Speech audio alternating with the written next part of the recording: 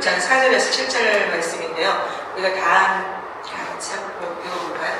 시작. 이스라엘아 들으라. 네 하나님 여호와는 오직 유일한 여호와시니 너는 마음을 다하고 뜻을 다하고 힘을 다하여 내 하나님 여호와를 사랑하라. 오늘 내가 내게 명하는 이 말씀을 너는 마음에 새기고 늘 자녀에게 부지런히 가르치며 집에 앉았을 때든지 길을 갈 때든지 이 말씀을 강론할 것이며 너는 또 그것을 내 손목에 매어 기호를 삼고 내 의지안에 기초표를 삼고 내 성소와 가문에 기록할지니라. 아멘. 오늘부터 우리가 이제 가게 되는 이 하가 세미나요.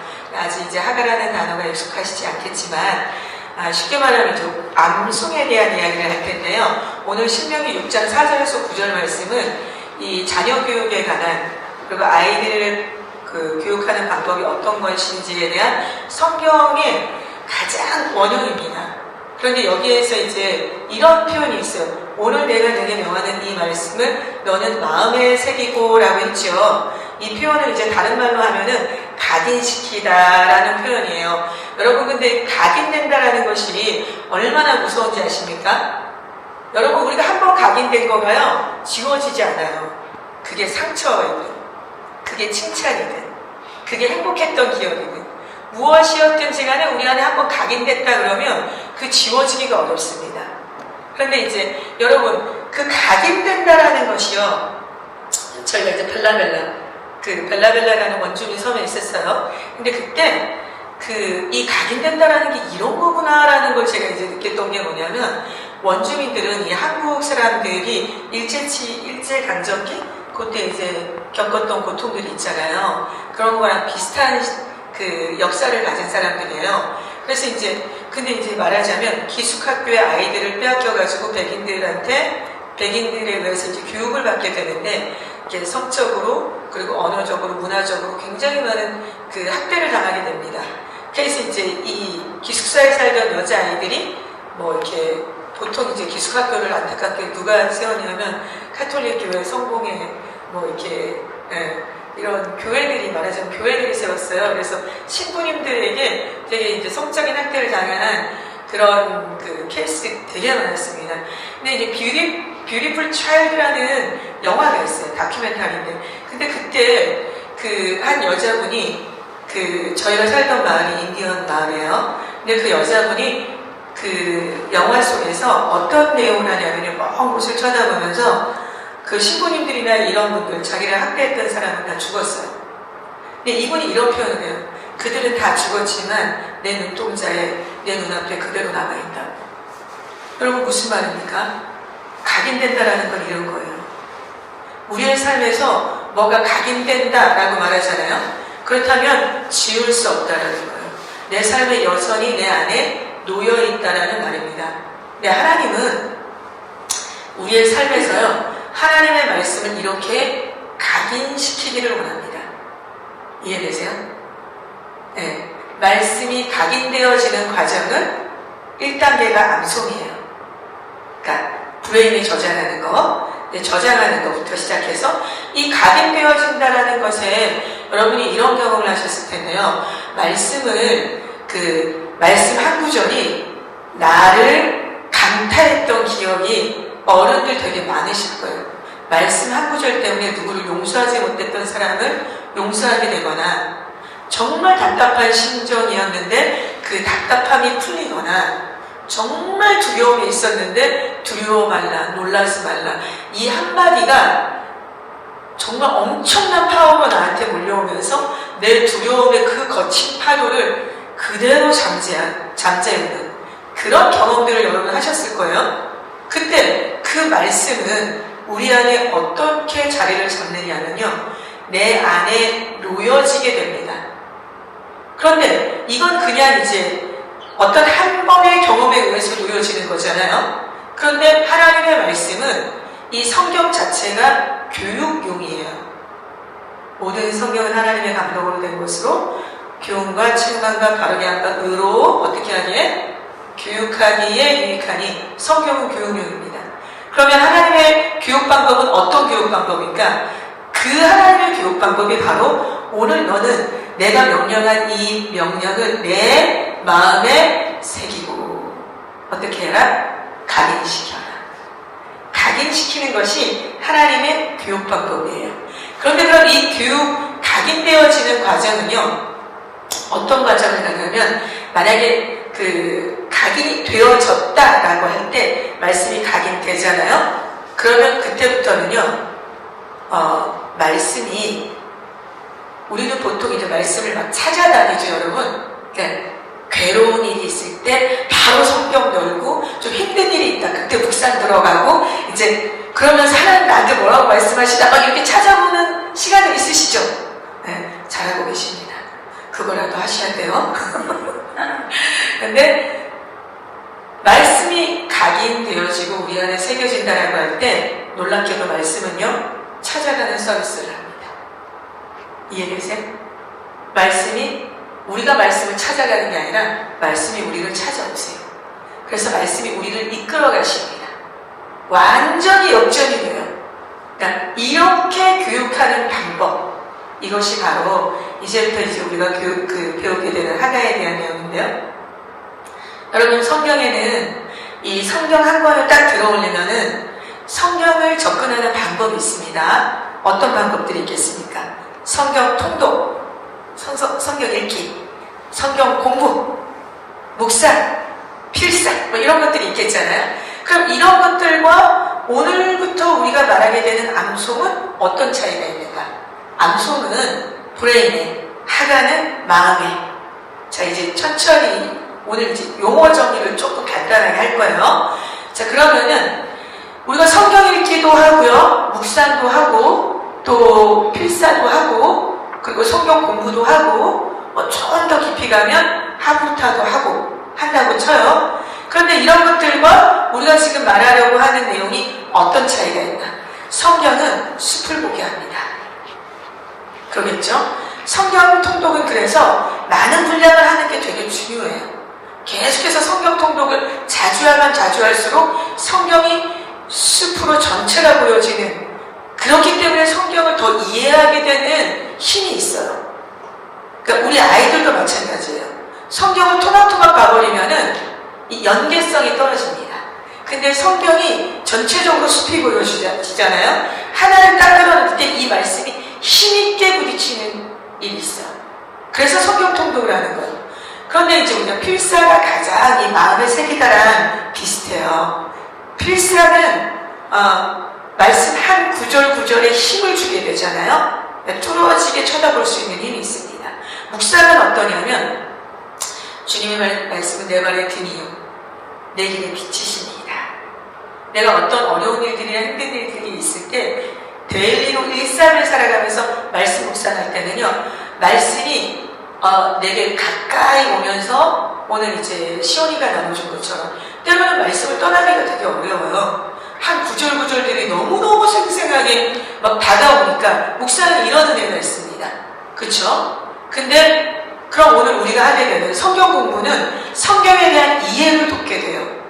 이거는 성경 통독과 성경 공부는 정말 필요합니다. 묵상도 말할 나위가 없고요. 그런데 이제 성경이라는 것 자체가 어떠냐?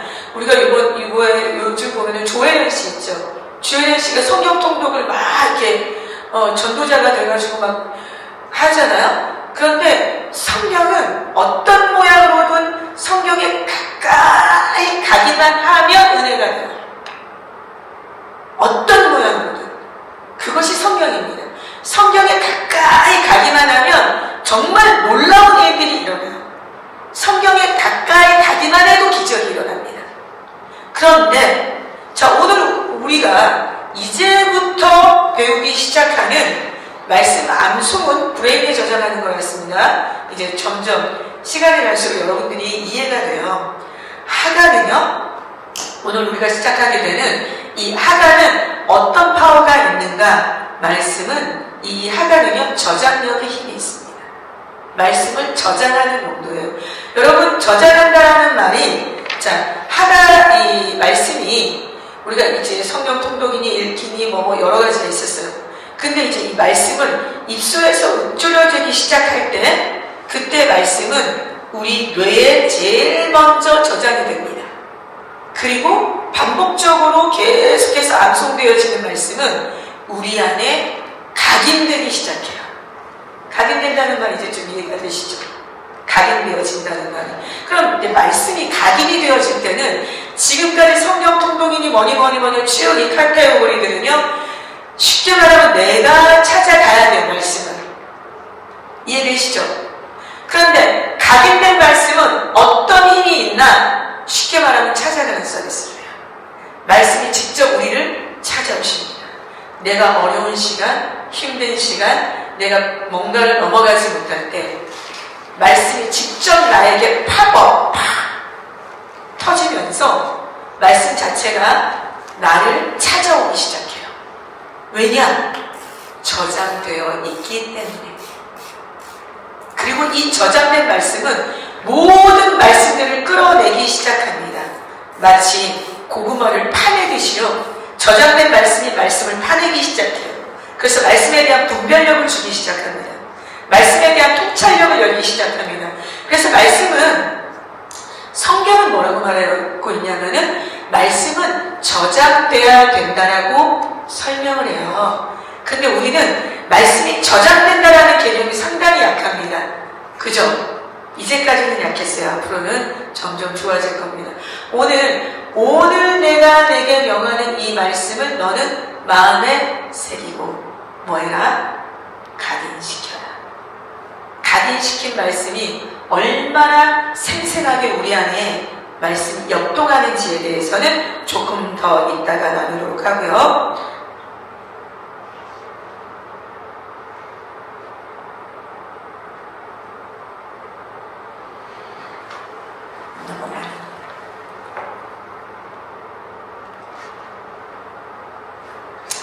자, 지금 신명기 6장 4절에서 9절까지 말씀은요, 쉽게 말하면 자녀 교육의 가장 핵심입니다. 그리고 또 유태인 교육에서 여러분 이런 얘기 들어보셨죠? 쉐마 교육, 테플린 교육, 쉐마 테플린 교육, 유태인 교육 들어보셨죠? 이거 다 여기에서 나오는 거예요. 그러면 우리가 잠깐 용어 정리만 간단히 하고 가겠습니다. 그 쉐마는 뭐냐? 쉐마, 이스라엘아 들으라. 들으라, 이거 쉐마예요. 이해되셨죠? 그러면 우리가 이제부터 용어를 어떻게 이해를 하시면 좋으냐면, 쉐마 교육하면요, 유대인 교육이라고 나와 있지만 여러분, 유태인, 정확히 표현하면 유태인 교육이 아니라 이제까지 하나님이 명령하신 교육 방법을 유태인들만 사용했다. 이게 정확한 표현이에요. 유태인들만 이 교육법을 사용해봤어요. 그래서 제가 여기서 이제 강의에서 유태인들이 어떻다는 거 설명 안 해도 다 아시죠? 네. 전 세계로 움직이는 몇 퍼센트가 유태인이고 노벨상이 뭐가 어쩌고 이런 것들은 아실 텐데, 굳이 그런 거 다 없어도 유태인들만 이 교육 방법을 사용했어요. 왜냐하면 유태인들만 유대인들에게 처음으로 주어진 교육 방법이었거든요. 그렇지만 이것은 우리 모두에게 주어진 교육 방법이고, 이제부터 우리가 용어 정리를 할 때 쉐마 테플린이라는 거는 유대인들 보면 여기 이 말씀 마지막에 내 손목에 메어 기호를 삼고 미간에 붙여 표를 삼고 내 집 문설주와 바깥문에 기록할 찍기를 할 때 유태인들은 이마에 딱 붙이는 게 있어요. 박스. 4가지 축복의 약속이 이 박스 안에 들어있습니다. 집 문설주에 가면은 테필린 박스라고 해서 이 테필린에 4가지 축복과 약속의 말씀이 있어요. 그래서 이 4가지 성경 구절이 들어있는 박스를 테필린이라고 하고, 그 다음에 쉐마는 이스라엘아 들으라 할 때 요게 이제 쉐마입니다. 자, 그러면 이제부터 용어는요, 쉐마 테필린 하면 성경적인 교육 방법의 대표적인 용어예요. 그런데 이제 그러면 하가는 뭔가? 하가. 아주 쉽게. 쉐마와 하가. 쉐마는 전체 그림이라고 했죠. 그런데 거기에서 교육 방법을 구체화할 때 그때부터 이제 하가예요. 하가는 어떤 거냐면요, 여기에서 한번 보겠습니다. 여호수아 1장 7절에서 9절 말씀 함께 읽어볼까요? 시작! 오직 강하고 극히 담대하여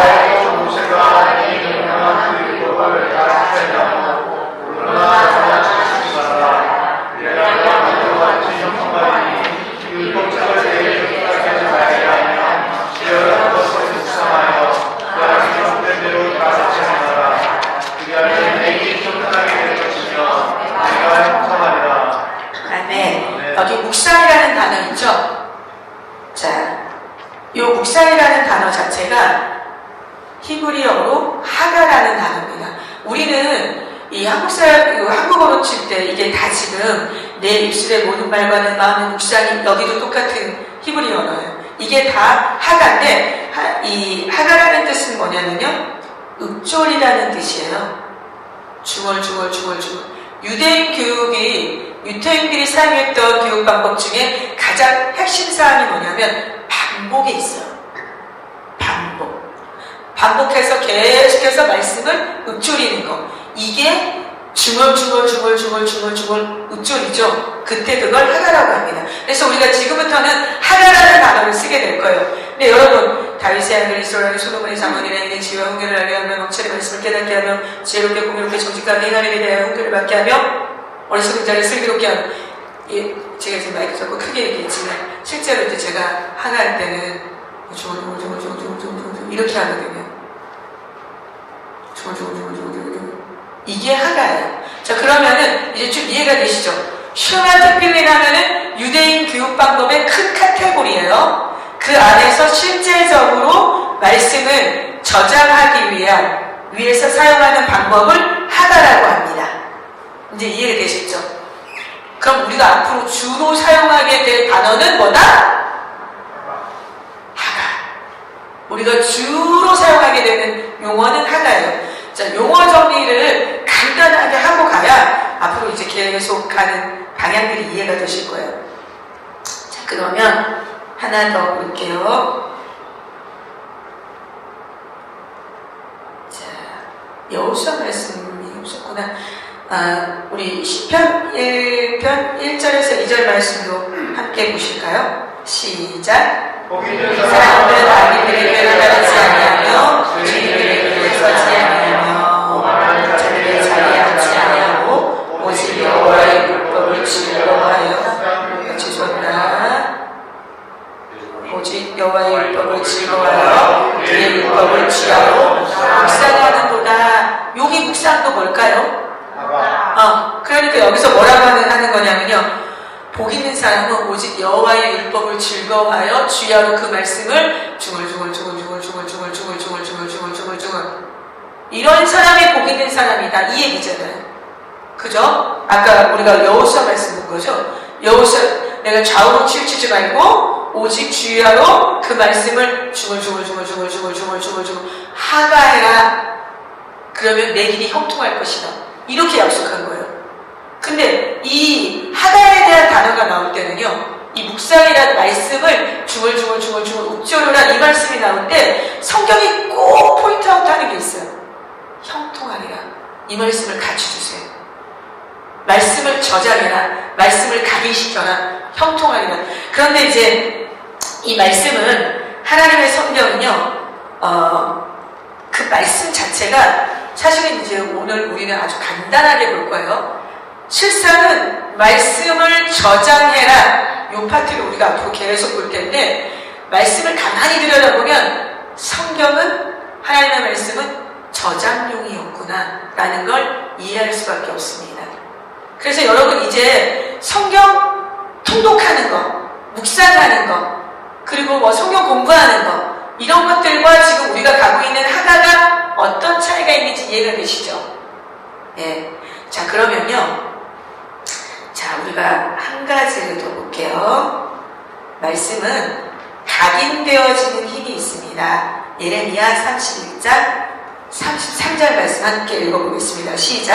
내가 나의 법을 그들의 속에 두며 그들의 마음에 기록하며 하나님이 되고 그들은 내 백성이 될 것이다. 성경은 하나님이 어떻게 어떻게 사용하시냐면 우리의 마음에 기록하려고 주신 거예요. 이해되십니까? 성경은 애시당초 하나님이 말씀을 주실 때 우리 안에 이 말씀을, 우리 마음판에 이 말씀을 기록하려고 주신 거예요. 이 표현에서 기록하다, 여기 지금 기록하다 나왔죠? 그들의 속에 두며 그들의 마음에 기록하여. 요 기록하여가 어디에서 똑같은 히브리어로 사용이 되냐면 하나님이 모세에게 돌판 2개를 주시잖아요. 그때 여호와께서 친히 기록하셨다 할 때 이 기록이랑 똑같아요. 말씀은 우리 안에서 각인되어지는 힘이 있습니다. 그러니까 우리가 이걸 믿어야 되는 게 하나님의 말씀은요 우리 안에 각인될 거라는 거예요. 여러분 만약에 우리가 말씀이 각인된다고 어떤 사태가 일어날 것 같으세요? 이건 정말 사태예요. 우리가 상처 하나로 각인이 되면 어떤 현상이 일어나냐면 아빠에 대한 상처, 목사님만 봐도 목사님 무슨 말만 해도 남편이 뭐라고만 해도 이렇게 되거든요. 어렸을 때 내가 아빠한테 상처 하나만 각인이 되고 그쵸? 너무 어떤 일들이 내가 상처로 각인이 되면 우리 벗어나기 되게 힘들어요. 정말 하나님의 말씀이 우리를 강탈해야 거기서 우리가 자유케 됩니다. 진리를 알지니 진리가 너희를 자유케 하리라. 그런데 하나님의 말씀이 우리 안에 각인되어지면 어떨 것 같으세요? 경험 안 해봐서 전혀 상상이 안 되실까요? 경험해보셔서 조금 알뜰하시죠? 만약에 하나님의 말씀이 딱 각인이 된다. 두려워 말라. 놀라지 말라. 나는 너의 하나님이다. 내가 너와 함께 할 것이다. 이게 그냥 마음 안에 확 여기 각인이 돼버리면은 두려움이 올 때 다른 사람들은 다 두려워하는데 담대한 믿음의 브레인이 작동되기 시작합니다. 이거 누구였냐면 다윗이죠. 우리가 뒤로 가면은 배터리 전원이 부족해요, 목사님. 뒤로 가면 우리가 믿음의 브레인을 사용하라 파트가 나올 거예요. 배터리 꺼지기 전에 빨리 봐야 돼. 자, 말씀은 제가 지금 무슨 얘기하고 있는 거냐면요. 말씀 자체가 각인되는 파워가 있다는 거예요. 이해되시죠? 말씀 자체가 우리 안에 각인되는 힘을 스스로 갖고 계시다는 거예요. 자, 그러면 각인되어지는 과정을 가기 위해서 우리가 이제부터 말씀을 통해서 듣게 되는 하가는 이 각인되어지는 과정을 가기 위한 과정입니다. 과정. 이해되시죠? 자, 그러면 하나만 더 볼게요. 배터리 사라지기 전에. 여러분, 핸드폰 안 되신 분 없어요. 우리 지금 다 핸드폰 있어요. 근데 이 핸드폰에서 여기 유심칩이 좀 강력해 보이신가요? 여기 이렇게 유심칩 보이시죠? 네, 유심칩 없으면 핸드폰 어떠냐면 걔 누구 건지 몰라요. 그냥 누구나 다 사용할 수 있어요. 유심칩 없는 공포는. 근데 유심칩이 없을 때 공폰이라고 하고 유심칩이 들어가는 순간부터 핸드폰은 진짜 정체성을 갖게 됩니다. 누구의 소유인지. 만약에 제 핸드폰을 제가 유심을 딱 꽂았다. 제 번호가 들어갈 뿐만 아니라 소유주는 저인 것이 너무나도 분명해지고 제게 필요한 정보들이 그 안에 다 들어있고 그리고 그것이 나만 사용할 수 있는 핸드폰이 돼요. 맞죠? 그러면 그걸 어떻게 표현하면 좋으냐면 그 핸드폰은 비로소 본인의 정체성을 찾은 거예요. 자기가 누구인지를 아는 거예요. 그때부터. 자, 우리는요, 하나님의 말씀이, 이 표현이 좀 아쉽기는 하지만, 이제 도움을 드리기 위해서 이걸 사용하는 겁니다. 말씀의 유심칩이 우리 안에 딱 꽂히기 시작하잖아요. 어떻게 될까요? 말씀의 유심칩이 딱 꽂히는 순간, 제일 먼저 우리 안에 살아나기 시작하는 건 뭐냐면, 소유주가 누군가. 이거 정확해집니다. 나의 주인이 누군가, 내 소유주가 누군가에 대해서 그건 더 이상 헷갈릴 필요 없어요. 우리 지금 왜 헷갈리냐면은 우리 인생이 공부한 이유는요, 내가 주인이 되기 때문이에요. 그러니까 내가 다 책임져야 돼. 내가 다 해결해야 돼. 그때 되게 공부해져요. 근데 우리의 주인이, 나의 소유자가 내 삶이 완전히 하나님 그분의 것이라는 것이 딱 정리가 되는 순간 그때부터 얘기는 달라져요. 책임 누가 져야 되냐면 하나님이 책임지셔야 돼요. 누가 공급해야 되냐면 하나님이 공급하셔야 돼요. 이건 그냥 당연한 거예요. 자, 제가 왜 이 유심칩으로 비유를 하냐면요, 인간이라는 존재가 여러분 말씀이 들어와야만, 인간이라는 존재가 뭡니까? 고린도후서 말씀처럼 우리가 이 보배를 질그릇에 가졌으니 예수 그리스도를 우리의 그릇에 담았거든요. 그럼 인간이라는 존재의 정체성이 뭐냐면 이 그릇 안에 예수 그리스도를 담고 예수 그리스도가 확 드러나는 거. 요게 인간이에요. 요게. 짐승은 암만 100살을 살고 1000년을 살아도, 거북이가 1000년을 살아도 예수 형상 드러낼 수 없습니다. 인간만 예수 그리스도의 형상을, 하나님의 형상을 드러낼 수 있어요. 그런데 그 드러내는 조건이 뭐냐? 우리 안에 말씀이 있어야 된다는 거예요. 말씀을 통해서 말씀이 우리 안에 들어올 때 하나님의 형상이 우리 안에 확 꽃을 펴요. 이게 말씀의 본질입니다. 내 안에 거하라. 나는 포도나무요, 너희는 가지니 내 안에 거하라. 이런 말 다 알 것 같은데 헷갈리시죠?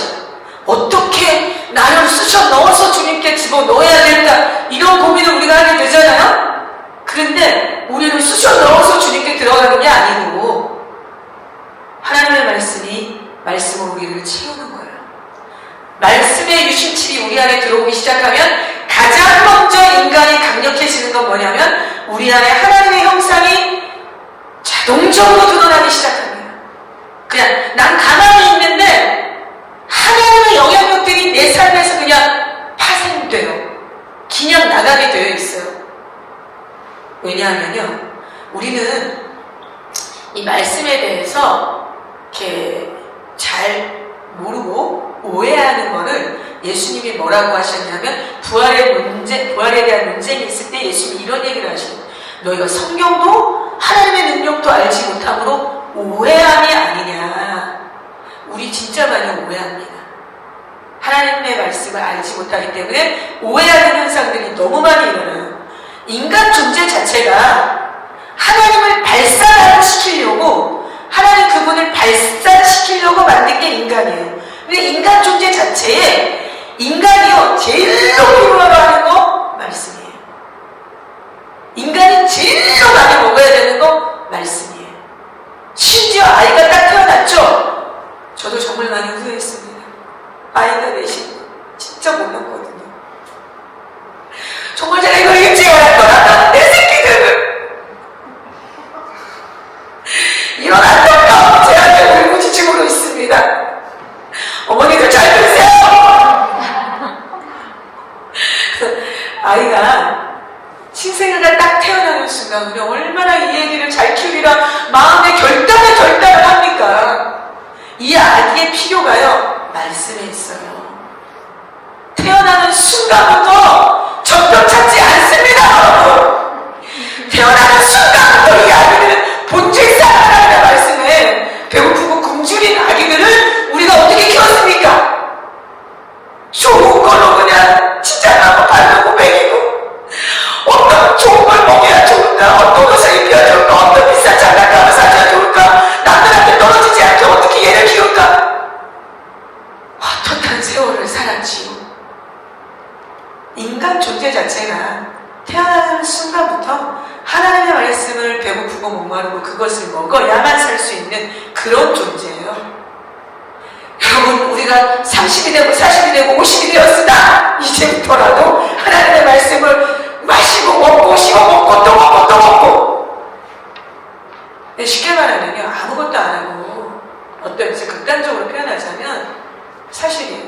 말씀 우리 안에 놓고 또 놓잖아요. 하나님의 능력이 안 나갈 수가 없습니다. 하나님 안 드러날 수가 없습니다. 정말 하나님의 말씀이 우리 안에, 그래서 제가 이제 유심칩이라는 표현이 조금 아쉬운 감은 있어요. 그렇지만 여러분 이해하십시오. 말씀이 감히 여기다가 지금 될 수 있는 그게 아니에요, 말씀은. 다만, 우리 안에 조금 더 이해를 돕고자 말씀의 유심칩이라는 표현을 쓴 건데, 인간 존재 자체는요, 공폰에 유심칩이 딱 들어가는 순간, 이 폰의 정체성이 드러나는 것처럼, 그리고 수많은 기능들을 갖게 되는 것처럼, 하나님의 말씀이 우리 안에 정말 저장이 되어질 때, 비로소 내가 누구인지 가장 나의 정체성을 분명하게 알 수 있습니다. 흔들리지 않아요. 정체성 강의 안만 해보십시오, 여러분. 제 정체성 강의 하나하나 지쳤어요. 별의별 내용으로 다 끌어와서 강의를 해봐도, 네, 이제는 그런 강의들은 정말, 자, 그냥 그거 할 시간에 말씀을 먹도록 합시다. 이런 결론인 거죠. 왜냐면 이거 더 빨라요. 이거 더 빨라요. 자, 첫째는 우리가 어떤 존재인지에 대한, 나 자신에 대한 하나님 그분과 연결된 그 정체성이 우리 안에 분명하게 드러납니다. 나의 소유주가 누구인지 드러납니다. 모든 성경은 하나님의 감동으로 된 것으로 교훈과 책망과 바르게 함과 의로 교육용이라고 했죠. 교육하기, 유익하기. 이는 잘 들으십시오. 하나님의 사람으로 온전하게 하며 모든 선한 일을 행한 능력을 갖추게 하려 함이라. 성경 하나는 뭐가 된다? 선한 일을 행한 능력을 갖추게 된다. 이 말씀의 유심칩이 우리 안에 들어오기 시작하면은요, 하나님으로 말미암는 하나님 나라에서 선한 일을 행할 능력을 갖출 수밖에 없게 됩니다. 갖추게 되어 있습니다. 우리가 성경에 대해서 너무 뜨문뜨문 알아서 그래요. 성경이 무엇인지를 제대로 알지 못하기 때문입니다. 하나님의 말씀이 우리 안에, 모든 성경은, 이 말씀 너무 좋아하거든요. 모든 성경은 하나님의 감동으로 된 것으로 교훈과 책망과 바르게 함으로 교육하기, 유익하니 이는 하나님의 사랑으로 온전하게 하고. 여러분, 우리 자녀들이 하나님 사람 되기 얼마나 간절히 바라십니까? 여기 앉아 계신 부모님들 중에요, 열심히 극성이신 분들이세요. 뭐에? 내 자식 하나님의 사람이 되었으면 좋겠다. 내 자녀들 하나님의 사람이 되었으면 좋겠다.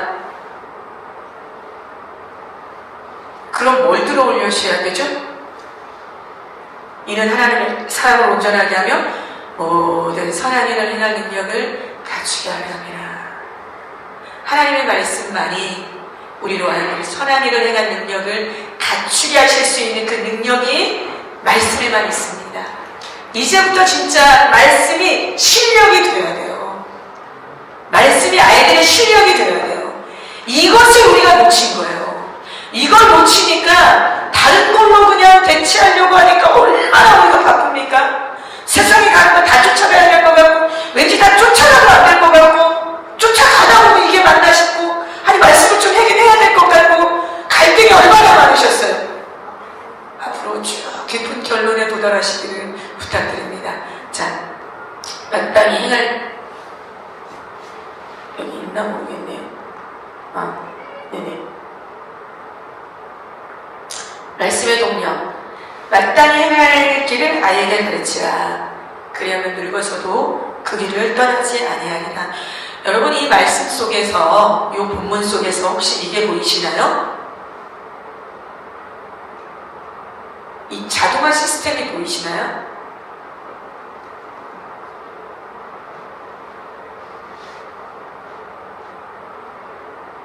잘 찾아보십시오. 잘 찾아보십시오. 이 말씀 속에 자동화 시스템이 보이나요?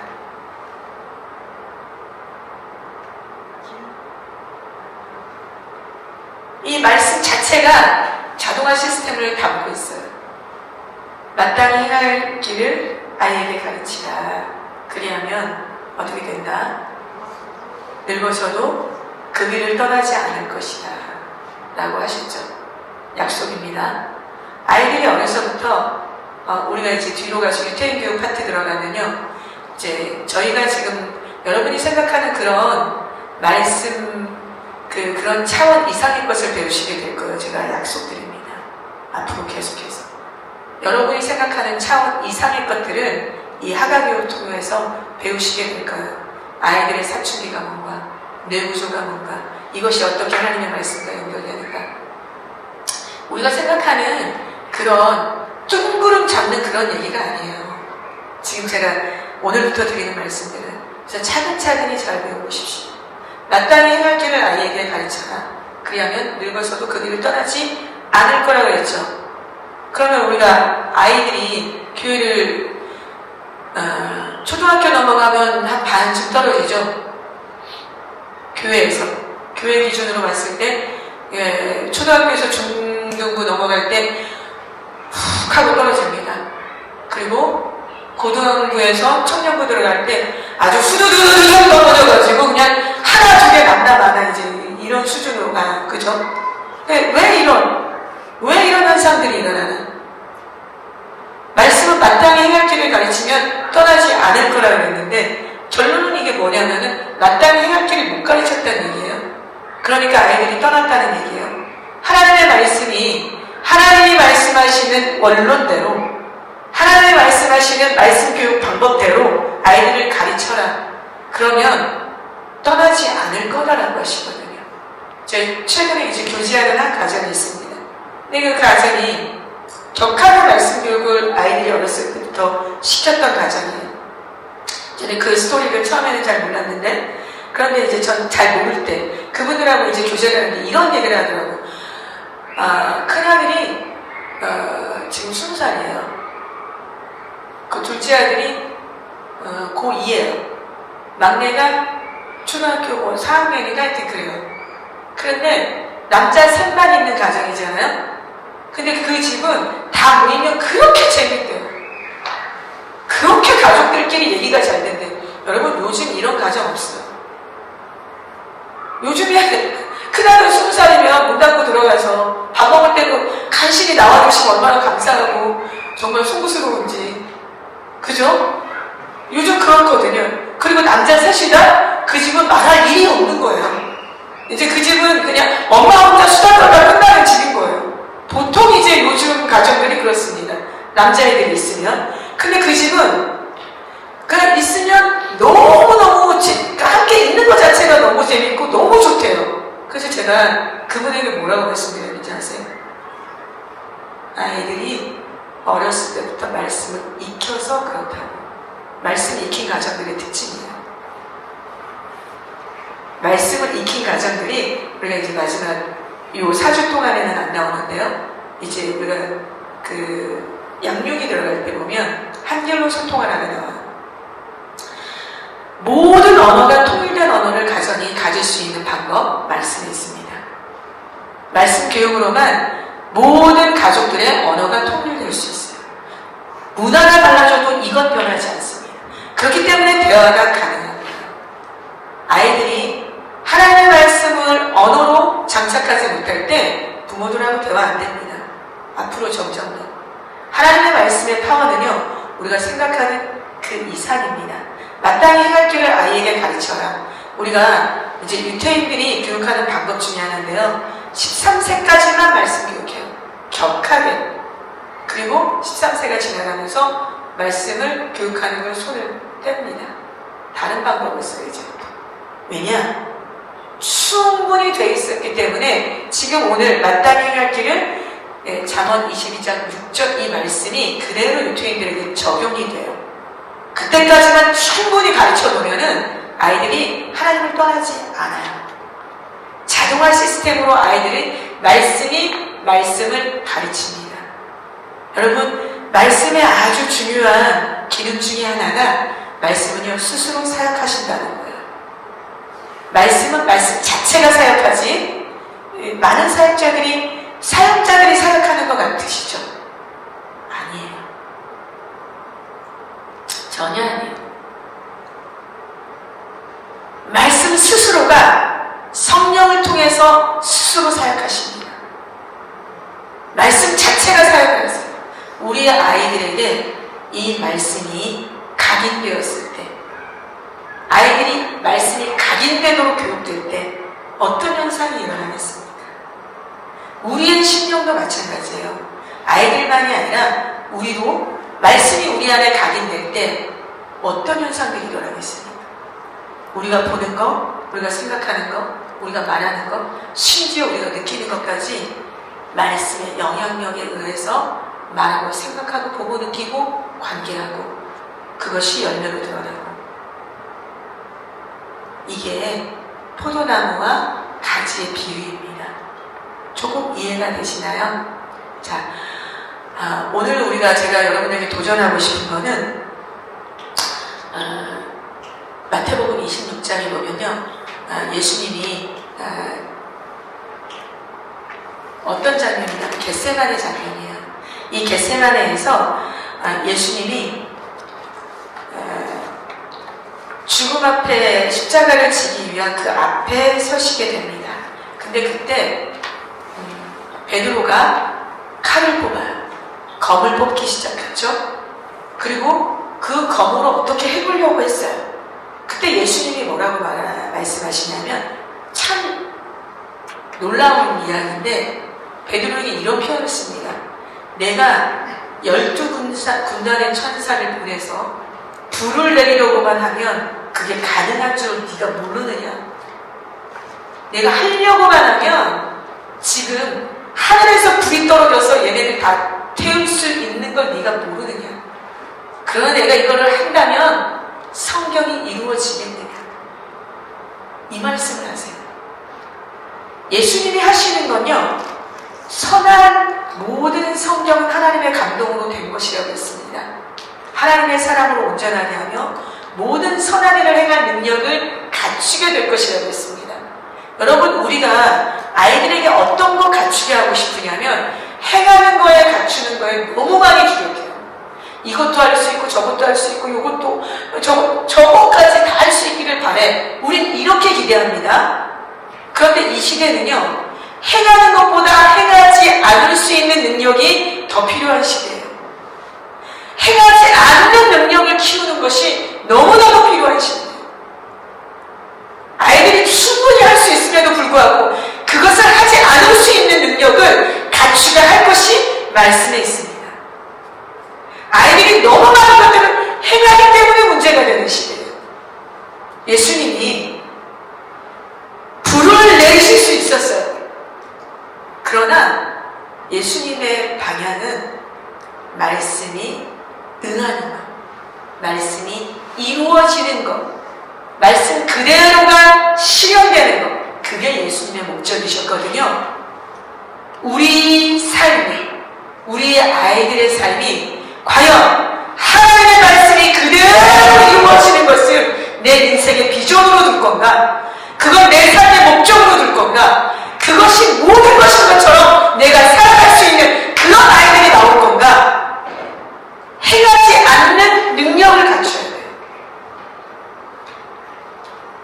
무엇 앞에서, 하지 말아야 되는 일들 앞에서 분명하게 브레이크를 팍 밟고 가지 않을 수 있는 능력, 내가 얼마든지 할 수 있지만 하지 않을 수 있는 능력, 이 능력이 필요합니다. 말씀은 아이들에게 이 능력을 갖추게 해요. 아멘이십니까? 하나씩 한번 해볼까요? 그러면은 우리 여기 앉아있는 그룹들 중에 3명, 4명 정도 그룹을 한번 묶어주시고, 지금 우리가 4주 걸쳐서요, 하나를 뭘로 할 거냐면 신명기 말씀으로 갈 거예요. 신명기 6장, 목사님 이거 다시 좀 켜주시면 실습 한번 해보면 좋겠습니다. 그러면 네, 신명기 말씀만 좀 켜주시면, 그 하가는 여러분, 하가를 실습을 할 때 가정에 가서요, 아이들과도 같이 한번 일주일 동안 해보십시오. 일주일 동안 어느 만큼 분량에 갈 수 있는지. 제일 주의해야 되는 주의사항 중에 하나가, 분량으로 밀면 하가는 갈 수 없습니다. 속도로 밀면 하가는 갈 수 없습니다. 이해되세요? 분량으로 밀지 마시고 속도적으로 밀지 마십시오. 왜냐하면 우리가 이걸 한번 들어올렸다 하면 그때부터는 우리의 일상 속에 매일 밥을 먹듯이 말씀을 갈 거예요. 제가 했던 방법 중에 한 가지 팁을 드리면, 저는 그 식탁 말씀을, 물론 제가 하는 말씀은 그 당시 로마서였고요. 그리고 아이들이 하는 말씀이 또 다르고, 그 가족이 하는 하가 말씀이 달라요. 가족을 위한 그때마다 우리 가족에게 필요한 말씀이 있어요. 특히 어머니들은 깨어서 이 말씀에 민감하시고 아버지들은 영적인 권위로 이걸 온 가족이 입힐 수 있도록 밀어주시고 이런 구도가 필요합니다. 그래서 우리 가족에게 이 시즌에 어떤 말씀이 필요한가 식탁에다가 말씀을 붙여놓고 아이들 밥 먹기 전에 다 앉아서 하나 하는 거예요. 저는 이제 제가 이제 밥 먹자 이러고 그리스도의 평강이 골로새서 3장 16절 말씀입니다. 제가 이제 시작을 해요. 그럼 저쪽에서 오면서 아이들이 그리스도의 평강이 내가 너희 마음을 주장하는 평강을 한 번만 부르시면 네, 감사하죠. 이런 말씀들을 그냥 아이들이 외우면서 와요. 때로는 식기류 대신 말씀으로. 그래서 어떤 모양으로든 차 타고 다닐 때 제일 좋고요. 아이들이 분량이 나가기 시작하면 차에서 하는 게 참 좋고. 자, 그래서 가정에서 주의사항 절대 빨리 밀어붙이면 안 된다는 거. 그리고 분량을 많이씩 잡으면 안 된다는 거. 하루에 한 잔. 이렇게 가는 거예요. 우리 아이들 실습하고 왔죠? 네, 아이들만 모여서 저쪽에서 실습 한 번만 더 해주세요. 우리가 그 신명기 말씀 이스라엘 우리는 여기는 세번역이죠. 세번역으로 그룹이 두 분이 하셔도 되고요. 그룹이 모여서 한 10분 정도는 10분까지 안 해도 될 것 같은데 예. 자, 이스라엘아 들으라 우리 하나님 여호와는 오직 유일한 여호와시니 저는 기량제자입니다. 여러분들은 교회가 다 같이 하고 있으니까 세번역으로 하세요. 네, 세번역으로 시작합니다. 시작! 각자 하는 거예요. 그룹별로. 다 같이 하는 게 아니고요. 네, 그룹별로 해주세요. 찬양 조금만 쉬어주세요.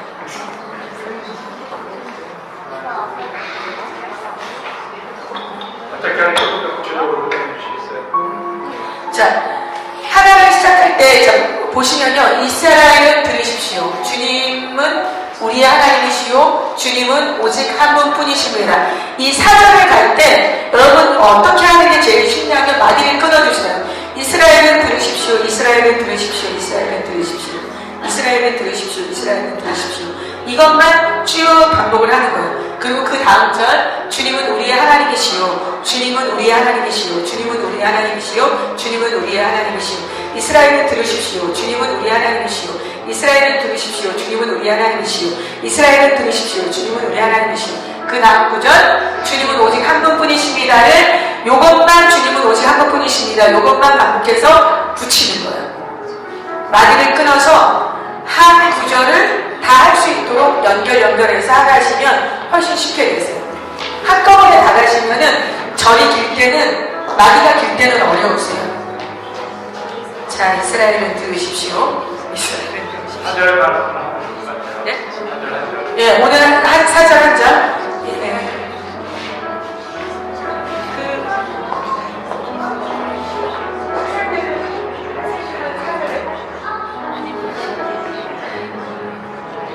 어머니들은 세 분이 사시면서 서로 이렇게 하고 나서 목을 좀 하고 그 다음에 서로 어떻게 잘 되고 있는지 확인해 주시면 될 것 같거든요.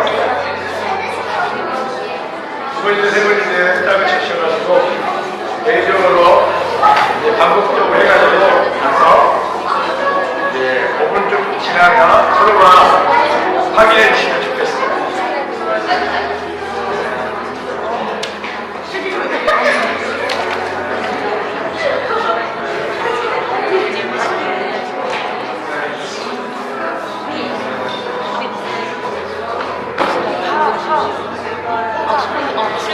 조금 더 팁을 드리자면 최소한 자기가 들을 수 있는 볼륨으로 아니 크게 하더라도 너무 이제 작게 하는 것보다 조금 소리를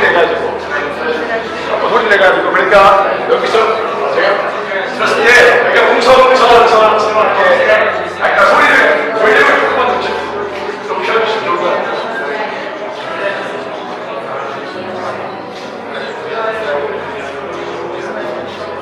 이스라엘 들으십시오. 이스라엘 들으십시오.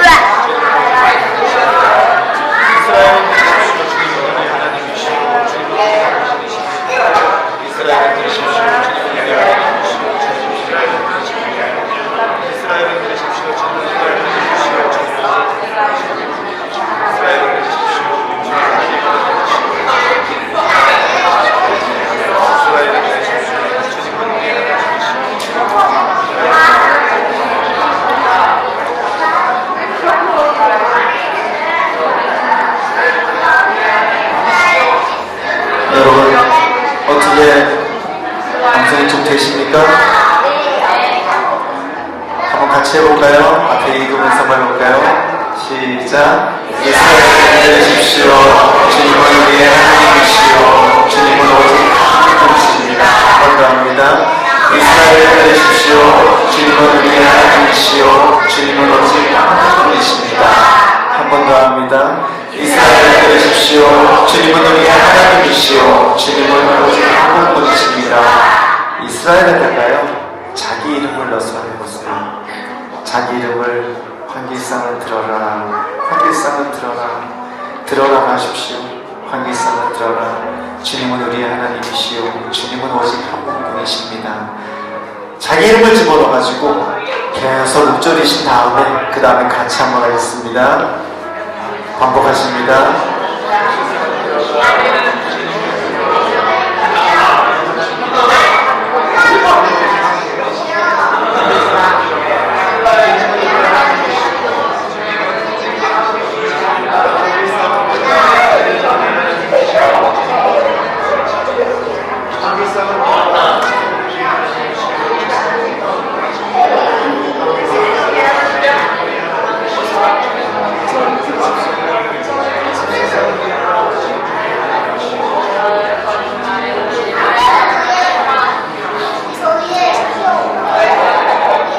자기 이름을 넣어서 한번 같이 암송하도록 하겠습니다. 시작. 일상을 들으라. 주님은 우리의 하나님이시오. 주님은 오직 한 분이십니다. 다시 한번 합니다.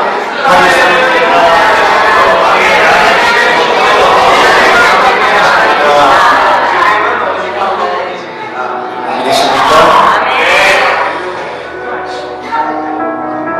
앞에서 암송을 하는데요, 소리를 내서 암송하는데 여러분들이 암송하는 소리가 들리더라고요. 근데 왜일까요? 눈물이 왈칵 쏟아지기 시작하는 거예요. 아, 하나님 감사합니다. 우리에게 외치게 하시네요. 주님은 하나님이시라는 것을, 주님은 오직 한 분이시라는 것을 우리가 외치게 하시네요. 그리고 우리 자녀들이 그걸 외치게 하시네요. 하나님, 이 음성이 우리 교회 가운데 계속해서 울려 퍼지기를 합니다. 하가를 한다고 해서 성경 전체를 다 외울 수 없습니다. 우리 알고 있습니다. 그런데 여러분, 한 구절이라도 우리 속에 들어와서 새겨지기 시작하는 순간 그 성경이 우리 속에서 역사하시기 시작하실 겁니다. 우리의 삶을 바꾸실 것이고요, 우리의 마음을 바꾸실 것이고요, 우리를 감동시키셔서 하나님 뜻에 합당한 자로 살아가게 하실 것입니다. 우리들이 자녀들이 바라보는 것을 다르게 하실 것입니다. 우리 자녀들이 할 수 있는 것과 해서는 안 되는 것들을 구분하게 하실 겁니다. 그 말씀이 우리의 삶 가운데 새겨지기 시작할 때 우리의 삶은 그 말씀에 따라서 움직여지기 시작할 겁니다. 그런데 그 말씀은 하나님의 말씀이고 그 말씀은 거룩한 하나님의 자녀들을 세워가는 말씀인 줄 믿습니다. 그 말씀은 우리의 영혼을 깨울 것이고 하나님의 자녀로서 이 땅 가운데 생육하고 번성하게 땅이 충만하여서 하나님의 영광을 드러내는 거룩한 자녀로 살아가게 하실 것입니다. 함께 기도하기 원합니다. 함께 기도할 때 주님 앞에 따라하시겠습니다.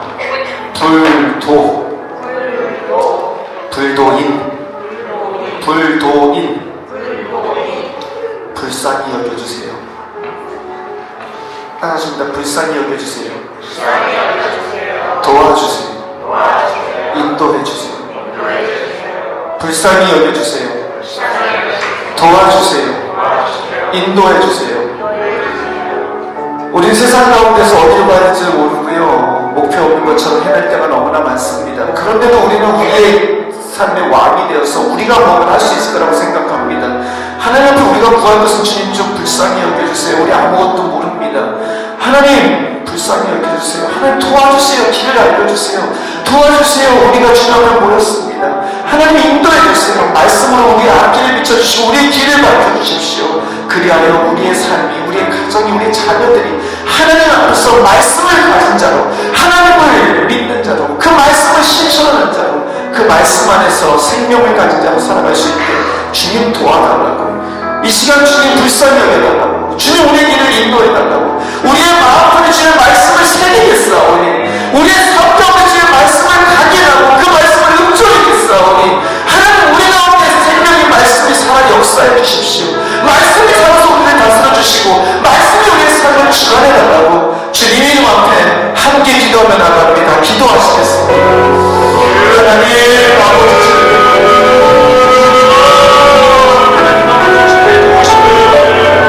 불쌍히 여기시옵소서. 아버지,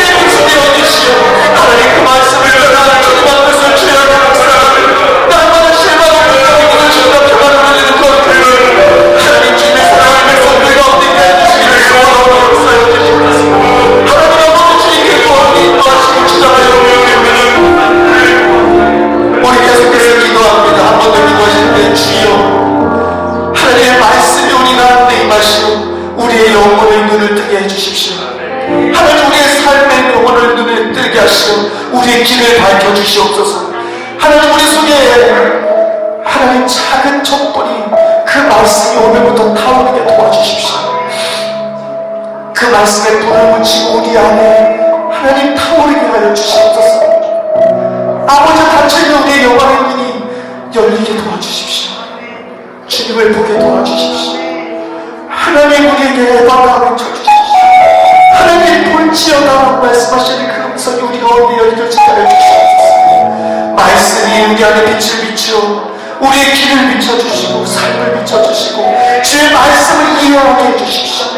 성령이 우리 가운데 역사하시오. 주님께서 우리에게 가르쳐주신 그 모든 말씀을 기억나게 해주시고 그 말씀을 깨달아 알게 도와주시고 그 말씀이 우리의 삶을 비춰주고 인도하고 이끌어갈 수 있도록 주님, 우리의 영혼의 눈을 하나님 말씀으로 비추시고 열어주시고 하나님 역사에 달라고 우리 대한민국의 눈을 열어달라고 주님, 이름 다시 한번 크게 부르고 기도하십니다. 주여,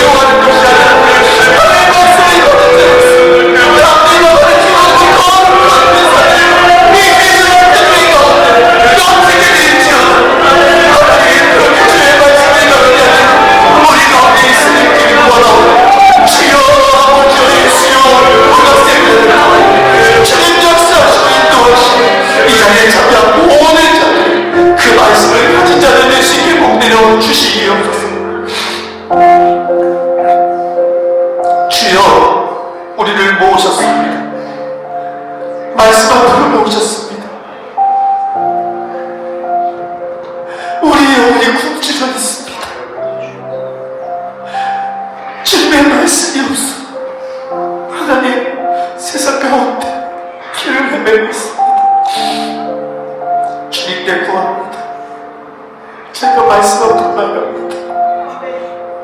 자기가 말씀 앞에 무릎을 꿇습니다.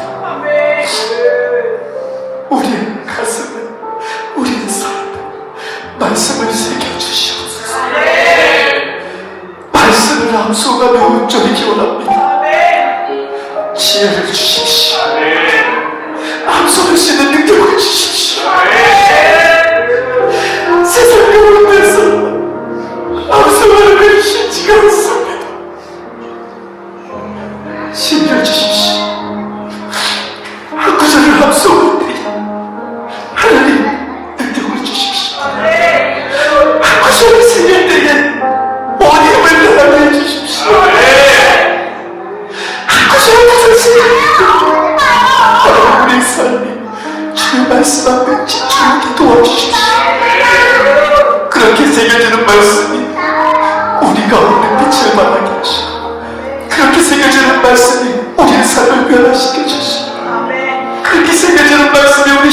가운데 역사하시 하나님의 자녀로 살아가게 하시옵소서. 세상은 날마다 우리를 두려움에 떨게 합니다.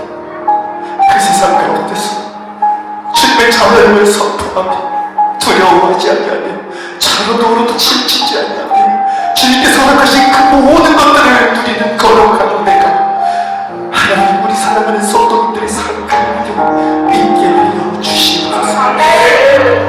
다음 주부터 계속해서 이어질 아버지의 세미나 가운데 역사하시고 기름 부음이 있게 하시고 한 구절 한 구절 외워가는 그 말씀이 하나님 우리의 삶을 변화시키는 거룩한 능력들을 경험하게 하여 주시옵소서. 하나님